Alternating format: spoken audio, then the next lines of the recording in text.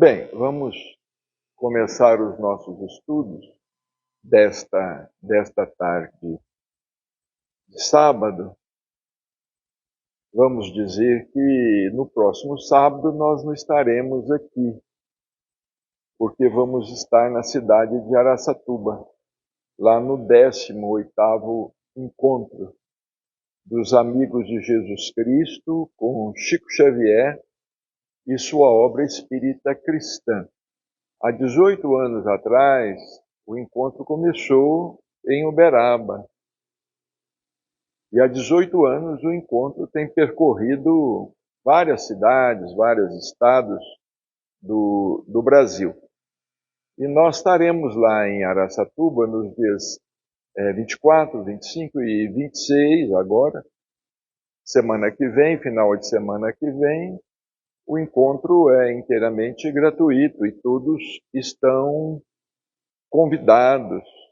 Gostaríamos da participação presencial da família espírita de Araçatuba, da família espírita da região, das cidades próximas a Araçatuba, porque os nossos irmãos, família espírita de Araçatuba, está fazendo um esforço muito grande para que o encontro seja realizado lá. E no ano que vem, se Deus quiser, o 19º encontro vai ser em Campo Grande, Mato Grosso do Sul. Queremos também aproveitar para falar a respeito da nossa campanha permanente de alimentos em prol do Lar Espírita Pedro e Paulo. Aqueles que desejarem cooperar conosco, a partir da semana que vem nós já vamos desencadear a nossa campanha de cestas básicas para a distribuição de Natal. E neste ano vai ser no dia 21 de dezembro. Nós não estamos almejando muito, apenas 5.000 cestas básicas. Aqueles que puderem cooperar, não é? Com 200, 300, 400, 500, 1.000 ou mais cestas, ou uma cesta. Meia não, uma cesta. Nós vamos agradecer muito. Vamos falar também, novamente, não é? Do Clube do Livro Espírita, Padrinhos do Dr. Inácio Ferreira. O livro deste mês está sendo Dimas, o leproso samaritano. Aqui está a capa do livro que o Luiz nos entregou. Dimas é uma história, um romance, escrito em parceria, irmão José e Inácio Ferreira, irmão José ao Inácio Ferreira, e Inácio Ferreira a nós, não é? Então, está aqui o livro. É o livro deste mês no clube Padrinhos do Dr. Inácio Ferreira. Você se associando, você vai receber um livro por mês em sua casa pelos correios, sem demais despesas. Bem, hoje nós vamos fazer uma pequena pausa nos estudos do livro O Consolador de Emmanuel para meditarmos a respeito de um capítulo que está neste livro de André Luiz, é o segundo da série, Os Mensageiros, justamente para darmos um dinamismo ao nosso estudo. Ora recorremos a um livro, a um autor, ora a outro autor. E há um capítulo neste livro, Os Mensageiros, de André Luiz, um capítulo para nós, muito interessante. Este livro é de 44, 26 de fevereiro de 44, logo após o lançamento do livro Nosso Lar. Nosso Lar, em 43. Logo em seguida, Os Mensageiros, em 44. E aqui no capítulo 20, Defesas contra o mal, nós temos oportunidade de refletir sobre muitas situações. O capítulo não é longo, aliás, como quase todos os capítulos dos livros de André Luiz, eles são muito sintéticos e profundos ao mesmo tempo. André Luiz ele vai falar aqui a respeito de uma visita feita a um posto de socorro nas proximidades da Terra, mas nas proximidades do orbe terrestre, um posto avançado de nosso lar. Ele fala aqui, descemos as escadarias, ele vai descrever esse posto. Descemos as escadarias e em frente dos muros altos, claro que se trata de um posto espiritual construído, vamos dizer, há séculos, há algumas dezenas de anos. Trata-se de um projeto, de uma arquitetura antiga, porque muitos haverão de estar se indagando onde os elevadores, etc., não é? Descemos as escadarias e em frente dos muros altos, pude observar a extensão das defesas do soberbo edifício. Aquela construção grandiosa era muito mais importante que a de qualquer castelo antigo, transformada em fortaleza. Vejamos, é o que nós dizemos sempre, repetimos sempre, os espíritos dizem sempre. Muitos dizem que tudo no mundo espiritual é uma criação mental. Ora, o universo, ele não foi criado pelas mãos de Deus. Ele foi criado pelo pensamento divino. Em toda parte, tudo o que existe é a criação do pensamento, é a criação da inteligência, manipulando a matéria. E claro que é uma criação transitória. Não há nenhuma criação, a não ser a criação divina, não há nenhuma criação sobre a Terra, e mesmo dentro do nosso universo material, nenhuma criação para sempre. Porque, inclusive, as estrelas se apagam. Inclusive, as estrelas, segundo os cientistas, morrem, entre aspas, não é? Então, um dia a Terra vai deixar de existir, o próprio Sol, que é uma estrela, considerada estrela de quinta grandeza, um dia vai deixar de existir. Sobre a Terra, é o que nós falamos na semana passada, civilizações já existiram e já desapareceram, e provavelmente a nossa civilização também haverá de desaparecer, não sabemos precisar quando, não é? Mas nós gostaríamos de dizer que no mundo espiritual, que é semimaterial, os espíritos também manipulam a matéria.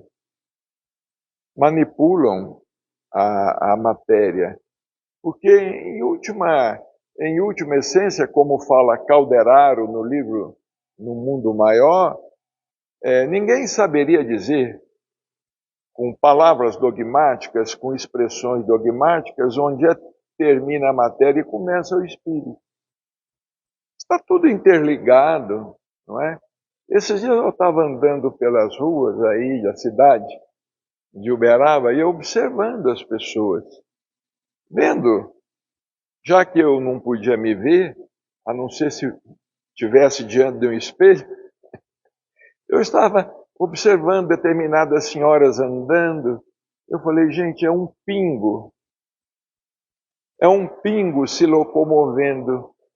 Ali tem um espírito coberto de matéria. Observem as pessoas isoladamente caminhando. O que é uma pessoa diante da grandeza da criação? O que é um espírito, não é? Como em uma mensagem hoje lá no Pedro e Paulo, o espírito falou mais ou menos assim, não é? O que é um pezinho de relva dentro da floresta amazônica, não é? Ou um pingo d'água no oceano. Novamente no exterior, podia detalhar a visão panorâmica com mais exatidão. Os nossos irmãos devem estar percebendo algum barulho no telhado e graças a Deus é a chuva que está nos abençoando aqui em Uberaba, depois de não sei quantos meses, não é? Tivemos algumas chuvinhas aí para trás, mas agora que nós estamos tendo algumas pancadas um pouco mais fortes para os nossos reservatórios quase vazios. Reconheci agora que entráramos por um baluarte avançado, identificando a imponência da construção majestosa. Apresentavam-se-me as linhas gerais com nitidez. Impressionavam-me, sobretudo, as fortificações. Vi a torre de mensagem. Quer dizer, torre de mensagem seria como nós temos aí uma torre de rádio e de televisão, não é? Vi a torre de mensagem consagrada, por certo, ao serviço de resistência, o baluarte agudo, elevando-se acima dos fossos que deixavam transbordar a água corrente. A torre de vigia, esbelta e alterosa. Observei o caminho da ronda, a cisterna, as seteiras, e em seguida as paliçadas e barbacãs, refletindo na complexidade de todo aquele aparelhamento defensivo. Vejamos que André Luiz ele se serve de palavras e de uma terminologia que nós conseguimos aqui imaginar, identificar. Porque entre os nossos fortes de hoje e os castelos, os fortes de antigamente, a diferença não é tão grande. A diferença é mais de armamentos, não é? E de vestimentas e etc. E as armas? Vejamos aqui. Tem mais aqui. Um microfone a colocar, porque o barulho está um pouco alto, né? Para ouvir melhor aqui dentro mesmo, né? A pergunta que André Luiz faz: e as armas? Identificava-lhes a presença na maquinaria instalada ao longo dos muros, copiando os pequenos canhões conhecidos na terra. Entretanto, vi com emoção no cume da torre de vigia a enorme bandeira de paz, muito alva, tremulando ao vento como largo penacho de neve. Vejamos a beleza da terminologia, do estilo de André Luiz, não é? Escrever com a precisão, com a beleza e não usando excesso de palavras. O administrador percebeu a estranheza que se apossara de Vicente e de mim. Vicente era um amigo, estava acompanhando André Luiz. Já sei a impressão que a nossa defesa lhes causa, disse Alfredo, detendo-se para explicar. Fixando-nos com um olhar muito lúcido, continuou. Agora que nós vamos ter informações muito interessantes. Naturalmente não imaginavam necessárias tantas fortificações. Conforme veem, nossa bandeira é de concórdia e harmonia. No entanto, é imprescindível considerar que estamos em serviço e precisaremos defender. porque aquele posto de socorro espiritual estava localizado em uma região, vamos dizer, belicosa, em uma região perigosa, como aqui na Terra. Como aqui na Terra, não é? Nós vemos aí os países em guerra, o que está acontecendo, não é? Às vezes escolas são destruídas, hospitais são destruídos, são bombardeados, não é? E muitos serviços comunitários são destruídos durante a guerra, são invadidos, são incendiados. Aqui mesmo, nas cidades em geral, mas em nossa cidade, Uberaba, nós temos postos policiais quase em todas as entradas e saídas da cidade. Em quase todas as entradas e saídas nós temos postos policiais, não é? Diz aqui André Luiz, enquanto não imperar a lei universal do amor, é indispensável persevere o reinado da justiça. Nosso posto está colocado aqui igualmente como ovelha em meio de lobos. Se nós formos, por exemplo, para uma região perigosa, uma região de fronteira, uma região de fronteira, uma região que pode ser invadida. Vejamos essa questão do tráfico de drogas, não é? Nós estamos aí vendo ultimamente que os Estados Unidos, por exemplo, da América, eles não mais estão se limitando em combater o tráfico dentro dos Estados Unidos. Eles estão vindo combater o tráfico no mar, no oceano. Não é? E agora estão falando que vão combater até por terra, porque para impedir a droga de chegar. Então, nosso posto está colocado aqui igualmente como ovelha em meio de lobos. E embora não nos caiba efetuar o extermínio das feras, necessitamos defender a obra do bem contra os assaltos indébitos. Lá no Pedro e Paulo nós temos que ter um guarda-noite, porque senão eles vão entrar lá e roubar. Roubam a fiação elétrica, vão destruir tudo. Roubam os bujões de gás, ou os botijões de gás, as lâmpadas, os alimentos, roubam tudo. Deixam a zero a instituição, como tem acontecido em muitos centros espíritas. Sabemos. Nós temos irmãos aí, temos uma irmã que dirige uma casa espírita lá em Cubatão. O centro espírita já foi invadido N vezes. O que tiveram que fazer? Cercas elétricas, grades nas janelas, câmeras de TV para filmar. Não é? Então, vejamos aqui esse poço de socorro espiritual, não é de se estranhar. Como no mundo espiritual? Ué, como? Como? Não estamos na esfera dos anjos, não é? Aqui é uma região espiritual das mais inferiores. Das mais inferiores. Necessitamos defender a obra do bem contra os assaltos indébitos. As organizações dos nossos irmãos consagrados ao mal são vastíssimas. Aqui no Bittencourt Sampaio, eu acho que nós temos 4 portas.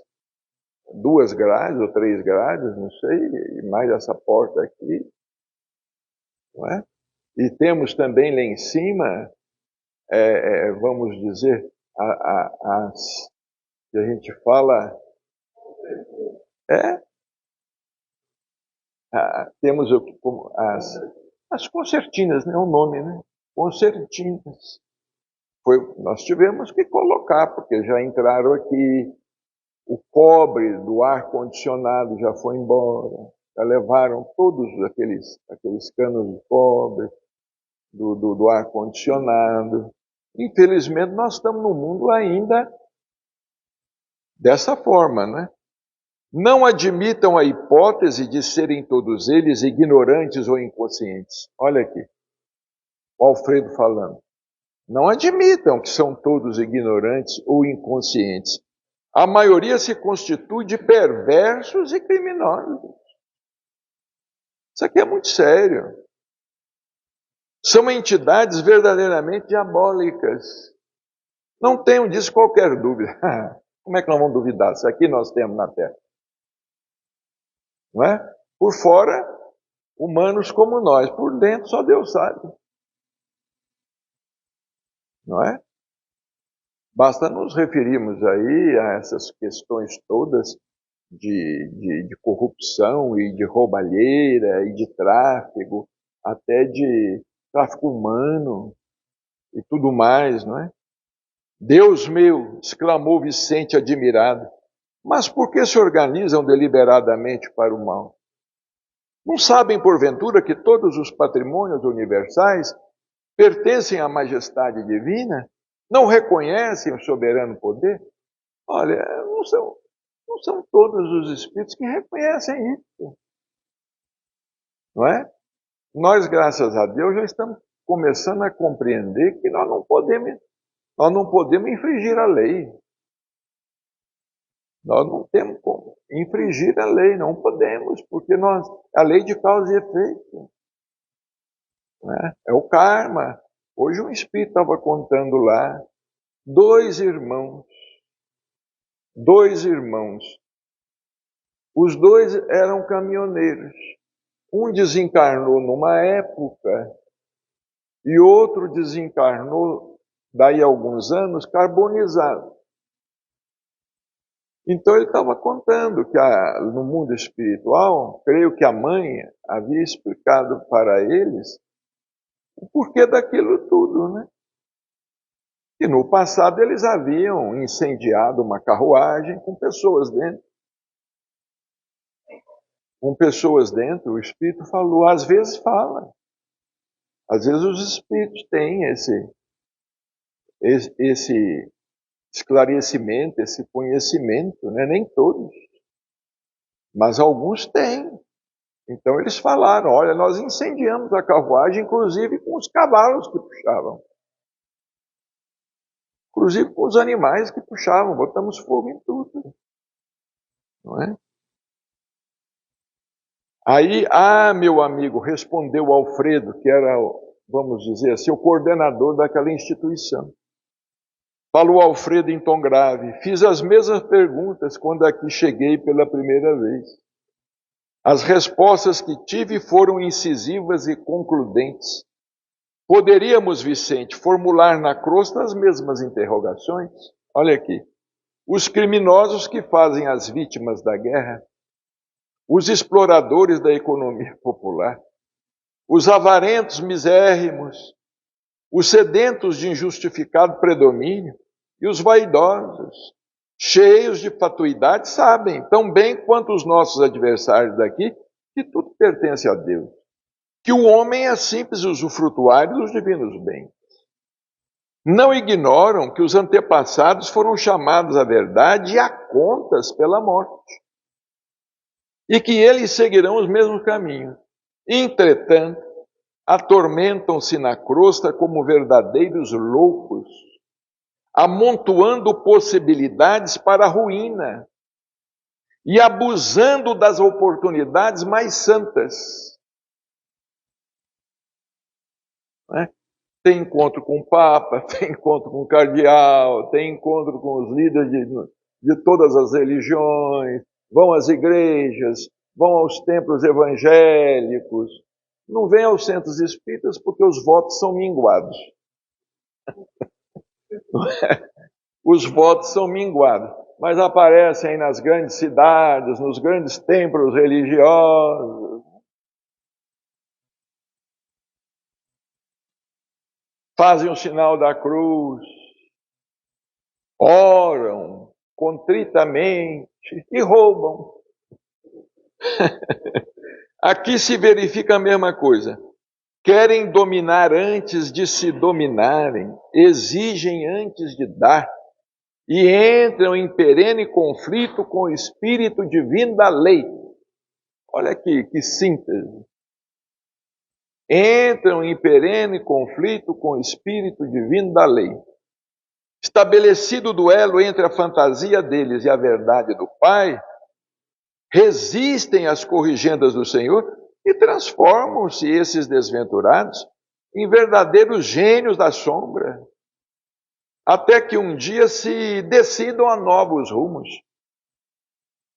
Olha, pelo que os evangelistas contam, fazer o que Jesus fez quando esteve na terra e ainda assim ser condenado,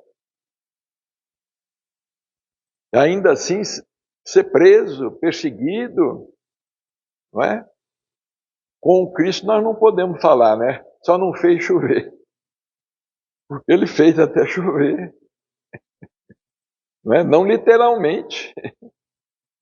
Mas ele fez de tudo. Ressuscitou mortos, curou leprosos, curou cego, curou paralítico, multiplicou pães, a pesca milagrosa, caminhou sobre as águas, transformou a água em vinho. Adiantou. Ensinou nas sinagogas, ensinou nos templos. Foi traído até por amigo. Até por um amigo mais próximo ele foi traído, não é? Por Judas, não é? Então, aí diz André Luiz, intrigado com as profundas observações, perguntei, mas como explicar as bases de semelhante atitude? Na Terra compreendemos certos enganos, mas aqui, é o que muita gente, né? Na Terra tudo bem, mas no mundo espiritual, o generoso interlocutor não me deixou terminar e prosseguiu. Na crosta, nossos irmãos menos felizes lutam pela dominação econômica, pelas paixões desordenadas, pela hegemonia de falsos princípios. Nestas zonas imediatas à mente terrestre, temos isso, tudo isso, em identidade e condições. Entre as entidades perversas e ignorantes, há cooperativas para o mal. Não temos facções aqui? Vamos trocar a palavra cooperativa por facções. Temos cooperativas para o mal, sistemas econômicos de natureza feudalista, baixa exploração de certas forças da natureza, vaidades tirânicas, difusão de mentiras e escravização dos que se enfraquecem pela invigilância. Ó, é o que tem aqui na Terra, né? Doloroso cativeiro dos espíritos falidos e imprevidentes. Paixões talvez mais desordenadas que as da terra. Inquietações sentimentais, terríveis desequilíbrios da mente. Angustiosos desvios do sentimento. Em todo lugar, meu amigo, as quedas espirituais perante o Senhor são sempre as mesmas, embora variem de intensidade e coloração. Mas não é porque vai para o outro lado que pronto, vai ser santo, né? Não é porque desencarnou aí, vai para o outro lado. Nós vamos para lá como dizia o Chico. A gente costuma vir para a Terra como estava no mundo espiritual. E volta para o mundo espiritual como estava na Terra. Nós levamos conosco o progresso que conseguimos efetuar aqui. E trazemos de lá conosco o progresso que nós conseguimos realizar lá. É assim que a humanidade melhora. Não é? Nessa permuta de experiências, enriquecimento de experiências, através do trabalho, do estudo. O Espírito, ele vem à Terra, não é? Com o amealhado no mundo espiritual, volta para o mundo espiritual com o que ele conseguiu amealhar aqui na Terra. E assim vai melhorando progressivamente. vai melhorando progressivamente, né? Aí vem uma pergunta delicada. Mas, e as armas? Perguntei. Acaso são utilizadas? Porque André Luiz viu lá as seteiras. Ele viu as armas, né? Aqui ele descreve como seteiras, né? Lá, e armas parecidas com canhões, ele viu lá, né? Olha aqui, elas são utilizadas? Como não? Disse Alfredo pressuroso. Interessante. Eu estou na doutrina há mais de 50 anos, eu nunca ouvi ninguém comentar isso, fazer um comentário deste capítulo, ou ter coragem, se encorajar para falar sobre esse assunto. Como não, disse Alfredo pressuroso, não temos balas de aço, mas temos projetis elétricos. Vamos ver isso bem. Não é? Vamos ver essa questão muito bem desses projetis elétricos. Naturalmente a ninguém atacaremos. Nossa tarefa é de socorro e não de extermínio. No entanto, aduzi sob forte impressão, qual o efeito desses projetis? Qual o efeito desses? Aqui a gente fala projéteis, né? Com acento, né? Projéteis, não é? Mas aqui sem acento, projetis. A palavra aqui eu acho que é proparoxítona, né? Se não me engano, né? Tem a paroxítona e a oxítona. Aqui ela é proparoxítona, né? Com acento na última sílaba, né? Projetis. Qual é o efeito desses projetis? Alfredo respondeu, assustam terrivelmente. Respondeu ele sorrindo. Lá e vai amenizando. E, sobretudo, demonstram as possibilidades de uma defesa que ultrapassa a ofensiva. Uma defesa que ultrapassa a ofensiva. Mas apenas assustam? Tornei a interrogar. Só assustam? Nós temos armas aqui na Terra que atualmente só assustam, né? São elétricas, né? São disparos elétricos. Mas apenas assustam, tornei a interrogar. Alfredo sorriu mais significativamente e acrescentou. Poderiam causar a impressão de morte. Olha aqui. Porque a morte não é uma impressão? Poderiam causar a impressão de morte. Que diz? Exclamei com insofreável espanto. O administrador meditou alguns instantes e, ponderando talvez a gravidade dos esclarecimentos, obtemperou. Meu amigo, se já não estamos na carne, busquemos desencarnar também os nossos pensamentos. As criaturas que se agarram aqui às impressões físicas estão sempre criando densidade para os seus veículos de manifestação. Estão sempre criando densidade, né? Para os seus veículos de manifestação. Estão sempre tornando cada mais grosseiros os seus corpos espirituais, os seus perispíritos, né? Da mesma forma que os espíritos dedicados à região superior estão sempre purificando e elevando esses mesmos veículos. Isso aqui é muito sério, viu, gente? É muito grave isso aqui. O que é dito aqui por André Luiz. Isso aqui muda toda a concepção que a pessoa possa ter de vida, além da morte. Nossos projetis, portanto, expulsam os inimigos do bem através de vibrações do medo, mas poderiam causar a ilusão da morte, atuando sobre o corpo denso dos nossos semelhantes, menos adiantados no caminho da vida. Quer dizer, poderia atingir o corpo espiritual, o perispírito, e causar a ilusão da morte. Como aqui um revólver causa a ilusão da morte.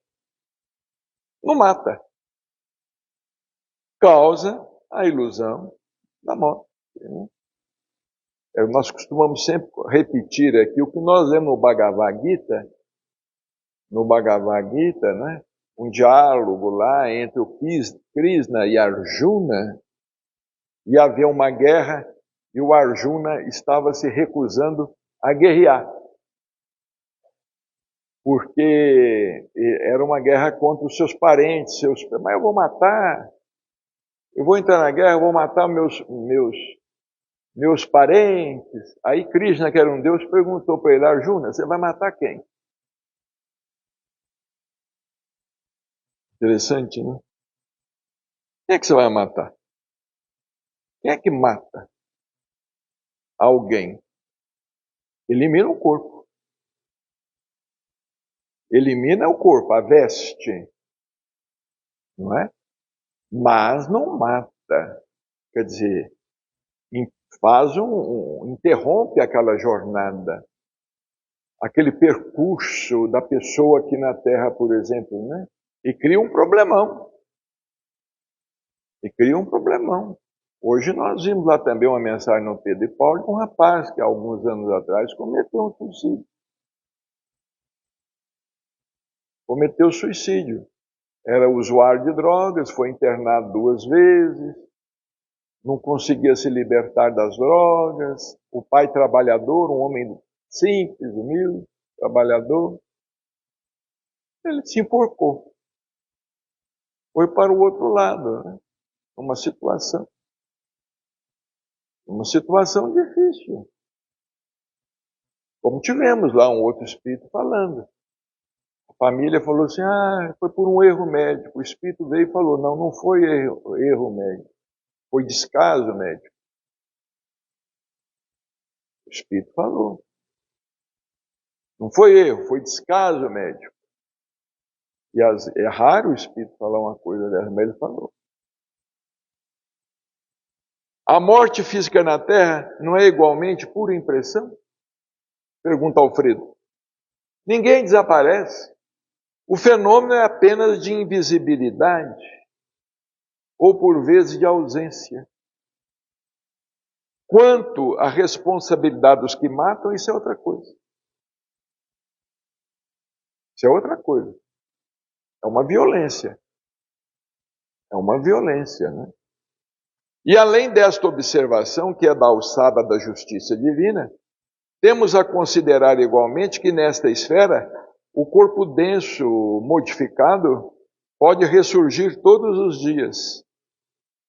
Aqui não fala em reencarnação, mas olha aqui, reencarnação no mundo espiritual. Nesta esfera, o corpo denso modificado pode ressurgir todos os dias, pela matéria mental destinada à produção dele, enquanto que para obter o corpo físico, almas há que trabalham por vezes durante séculos.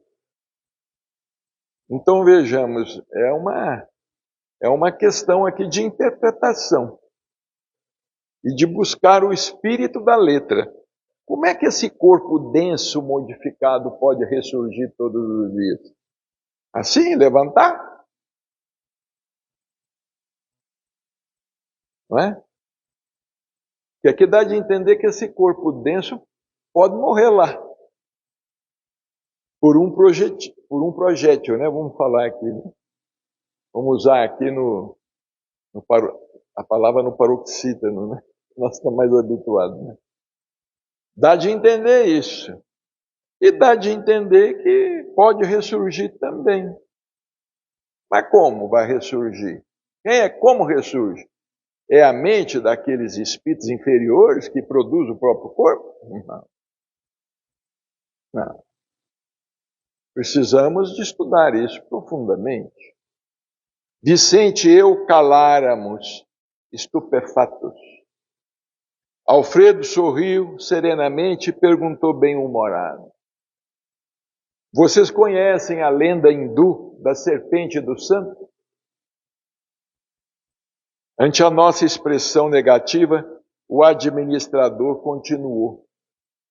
Contam as tradições populares da Índia que existiu uma serpente venenosa em certo campo. Ninguém se aventurava a passar por lá, receando-lhe o assalto. Mas um santo homem a serviço de Deus buscou a região, mais confiado no Senhor que em si mesmo. A serpente o atacou, desrespeitosa. Ele dominou-a, porém, com um olhar sereno e falou: minha irmã, é da lei que não façamos mal a ninguém. É uma lenda. A víbora recolheu-se envergonhada. Continuou o sábio o seu caminho e a serpente modificou-se completamente. Procurou os lugares habitados pelo homem, como desejosa de reparar os antigos crimes. Mostrou-se integralmente pacífica, mas desde então começaram a abusar dela. Quando lhe identificaram a submissão absoluta, homens e mulheres e crianças davam-lhe pedradas. A infeliz recolheu-se à toca desalentada. Vivia aflita, medrosa, desanimada. Eis, porém, que o santo voltou pelo mesmo caminho e deliberou visitá-la. Espantou-se, observando tamanha ruína. A serpente estava toda quebrada, arrasada, toda quebrada. A serpente contou-lhe então a história amargurada. Desejava ser boa, afável e carinhosa, mas as criaturas perseguiam-na e apedrejavam-na. O sábio pensou e respondeu, após ouvi-la: mas, minha irmã, houve engano de tua parte. Aconselhei-te a não morderes ninguém, a não praticares o assassinato e a perseguição, mas não te disse que evitasses de assustar os maus. Não ataques as criaturas de Deus, nossas irmãs, no mesmo caminho da vida, mas defende a tua cooperação na obra do Senhor. Não mordas nem firas, mas é preciso manter o perverso à distância, mostrando-lhe os teus dentes e emitindo-lhes teus silvos. Quer dizer, a serpente obedeceu o santo e começou a ser perseguida. E estava toda quebrada. Aí o santo falou: mas minha irmã, você não precisava morder, mas você podia mostrar os dentes. Não é? Então, às vezes, aqui na Terra, nós nos encontramos em um mundo de provas e expiações. Por exemplo, se nós tivermos a nossa casa invadida, não é? Se alguém vier para nos agredir ou para nos prejudicar, nós devemos mostrar os dentes. Não é? A ovelha que ela não tem um pouquinho de lobo dentro dela, ela é tosquiada completamente. Ela vai ser tosquiada completamente. Então aqui, por exemplo, dentro do centro espírita, né? Eu vou contar um exemplo para vocês aqui, não aqui. Lá do Lar Espírita Pedro e Paulo, alguns anos atrás, alguns sabem disso, alguns anos atrás, uma igreja evangélica aí, não sei de que facção, uma igreja evangélica, ela alugou um prédio grande em frente ao Pedro e Paulo. Frente ao Pedro e Paulo. E no Pedro e Paulo, muitos ônibus, muitos carros. E o pastor de lá, com poucas ovelhas, né? Um campo grande com poucas ovelhas. Nós aqui, um campo pequeno, tinha muitas ovelhas, né? E ele começou a provocar através do microfone, do alto. Lá tinha um som possante. E começou a provocar, falando que nós éramos de Satanás, do demônio, do diabo. Julgava jornal deles lá dentro do terreno do Pedro e Paulo. E falava para todo mundo que ali era do demônio, era a casa do capeta e tudo mais. Chegaram a fazer até trabalho de macumba ali no passeio. Que até isso eles fazem por conta do dízimo, né? Ali fizeram até macumba ali, fez uma macumba. Foram eles que fizeram ali na esquina do Pedro e Paulo, né? E estava aquele problema. Aí alguém veio um dia, eu saí lá fora, foi um dia da semana, alguém veio falar que o pastor estava falando que ali era a casa do demônio. Eu peguei e falei assim, ó, dá um recado para o pastor. Fala que aqui realmente é a casa do demônio e o capeta aqui sou eu. E é para ele parar com isso, porque senão as coisas não vão ficar boas, não. Eu vou chamar a polícia e vai ser um problema muito sério. Eles tentaram ali mais algum tempo, mas não rendeu nada. Eles saíram dali. Hoje lá é um supermercado. Mas houve isto. Quer dizer, nós tivemos que mostrar os dentes.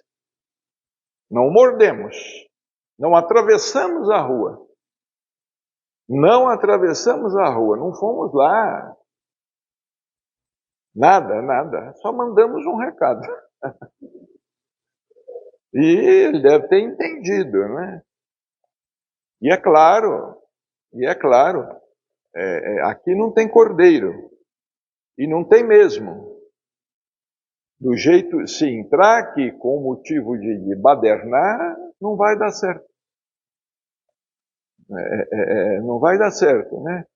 Nós vamos falar igualzinho os marginais falam. Perdeu. Vai ser desse jeito, não é?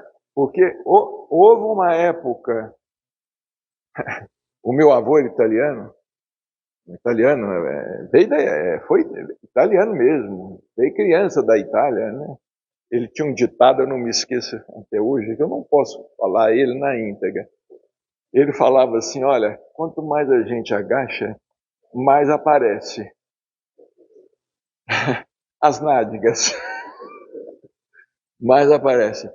Então, nós estamos num mundo que esse negócio de querer pisar, não. Deitar para ser pisado, não. Né? Pode falar e tudo, mas deitar para ser pisado, isso acabou. Nós temos os nossos direitos, nós vamos à justiça, pelo menos por enquanto nós estamos num país assim. Mas amanhã ou depois a gente não sabe como é que vai ser as coisas, não é? Nesse momento, Aniceto sorriu de maneira expressiva. O administrador fez longa pausa e concluiu: creio que a fábula dispensa comentário. Então é um capítulo curtinho, olha aqui. Um capítulo curtinho, 1, 2, 3, 4, 5, 6 páginas. 6 páginas, 3 folhas. Defesa contra o mal. Olha quanta coisa a gente aprende neste capítulo aqui. Agora, é claro que tem muita gente que tem espírita que por aí que fala que isso tudo isso não existe. Não é? Isso não é assim. Porque no mundo espiritual é tudo angelical. Bom, então vai pensando que é assim. Não é? Vai pensando, no mundo espiritual é tudo angelical, né? É a mesma ideia, pensar que o mundo espiritual é tudo angelical e os criminosos e os bandidos. Indiretamente as pessoas estão dizendo que eles vão para o inferno, porque não estão lá, onde para eles é tudo angelical. Ou será que os bandidos, os criminosos, também, eles vão virar o quê do outro lado? Olha, a situação é grave. A situação é séria. Por isso que o Chico falava que os espíritas estão muito enganados com o mundo espiritual. André Luiz aqui fez um esforço danado para falar isso aqui.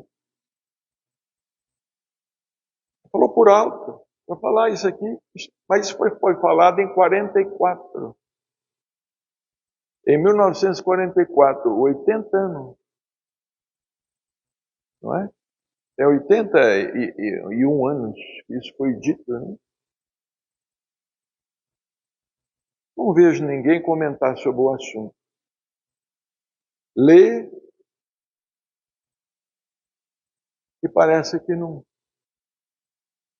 É igual chupar uma laranja, depois não saber dizer se ela era doce, se ela era azeda, qual o sabor que ela tinha.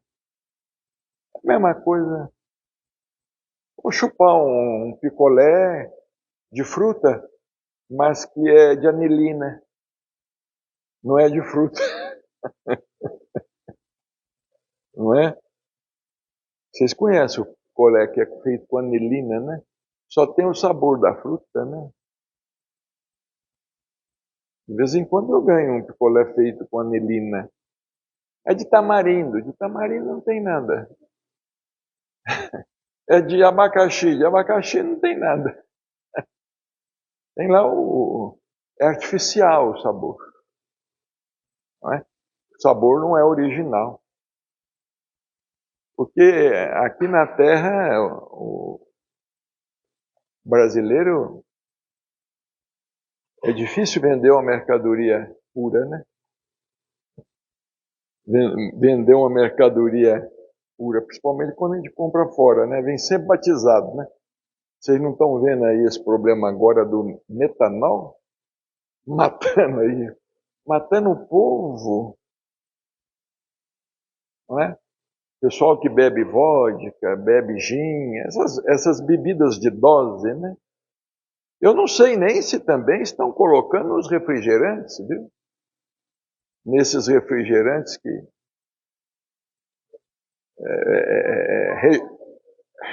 regionais, hein? Cerveja está tendo? O metanol em cerveja está tendo? Pois é, ele não sabe, mas é um problema que está aí agora, não é? Como é que as pessoas procuram tirar proveito de tudo, enganá-lo, de briar. É como a gente quando vai comprar uma mercadoria no supermercado, às vezes a gente acha que está comprando uma mercadoria boa, né? Esses dias eu estava vendo na internet o tanto de hormônio e de substância que eles injetam num pedaço de picanha para ela ficar bonita.